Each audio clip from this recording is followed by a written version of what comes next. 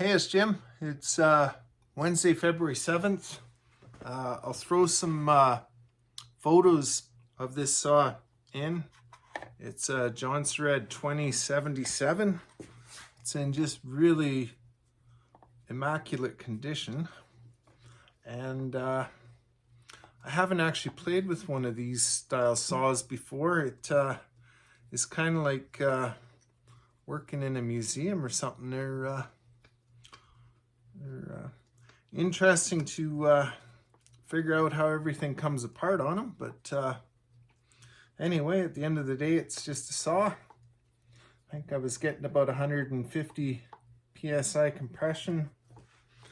It squishes about 23 thou, and yeah, just going through the timing numbers here. The customer wants it ported up. He's done a few good things on it already, so we'll see what everything looks like here when we get that far. So we'll keep you posted.